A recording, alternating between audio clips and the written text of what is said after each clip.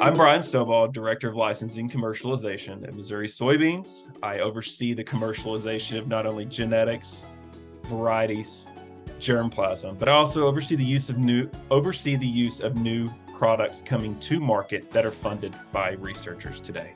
So working out of Missouri, housed in Missouri. And that's what gets me around the globe. All right. Well, unconventional ag. What brings a different light to the commonalities that we all have, and that is innovation and moving innovation into the hands of people that are going to feed and fuel and clothe our world. How does that relate back is the major question I always ask when I walk in. Yes, I started back in attending when it was under the other name of Organic and Non-GMO Forum. And at that point, we started seeing how ag was changing and bringing innovations from not only what I call bench top chemistry, right there in the lab, and how that was relating back to what we were doing in row crop plant genetics and how it was spinning into the world around us, and taking that approach and stepping back and doing what I would call a total rebrand. You had a rebrand of a product that is moving with this social, and I like to use the word social shopper. The social shoppers changed the world around us. That is one thing we learned through the pandemic, and that is that research and how food is created and made and moved are important. And I like to focus on moving the product because moving is now becoming even more pieces in this puzzle, because it's not only train and water. It is now, how are we moving it from store to store and from what I would call a farmer's market situation to the home. And we're seeing how states are revitalizing their programs to ensure that those underprivileged are moving those healthier, grown, locally made, sourced crops of veggies and meats can move into the family's home right there from a farmer's market. That is the innovation. That is the change. That is what unconventional ag brings, because what we think is conventional is a slightly different world around us, because we've moved a little bit and a little bit this way and a little bit that way, and we've resulted in what we see every day. And that is what the social shopper brings to us. And the social shopper says, we want healthy, we want heart healthy, we want happy foods, we want foods that give us more than we thought we could get from it.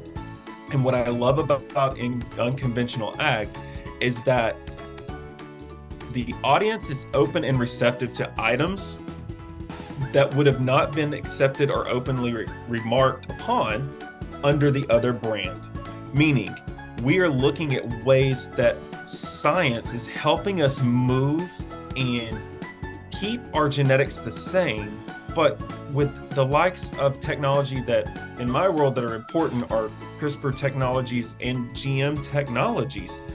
These are still changing the way we look at things, because they actually give us a roadmap to how we can make it even a natural product if we can see if it works. So that is aspect of the open mind, the unconventional approach, the movement of product, and the overall scheme of how that shopper looks at the item on the shelf.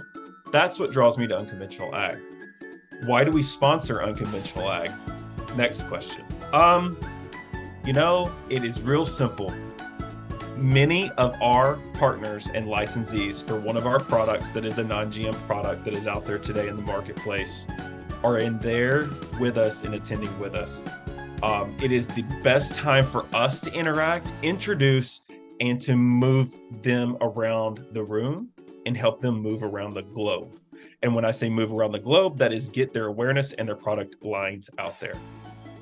This is that transportation piece that is done in the room and not done on the true soil or on the road or on the rail or in the water. It is the movement of knowledge and movement of persons. So I think that is a reason why we look at sponsoring. And the other aspect of keep going. Well, I've made a ton of friends, number one. Number two, there's always someone there that's got an interesting topic that I'm like, this is the most off the wall thing I've ever seen in my life, and I am in for it. Let's see where we can go with it. Or I'm like, you know what? We need to start talking to them because they may bring something to what I work in as soy at Missouri soybeans, an important piece. That's what I see. And I think you had, what were 3 reasons? There was another aspect of this. 3 reasons why you like it. I'm going to start in no particular order. Number 1, what are the 3 reasons? Updates, which I think are opportunities. Updates equal opportunities for innovation. Number 2, are the innovations and the ideas that are presented that are hard-based science that we can then replicate and take into our crops to help move our production forward. And I think the 3rd item is definitely the people. You can't beat going to a situation like this when you are able to talk crops and talk agriculture and talk everything, science, and everything around you that is changing the food in a region, because that region could help us grow in the end. So that's the 3 reasons.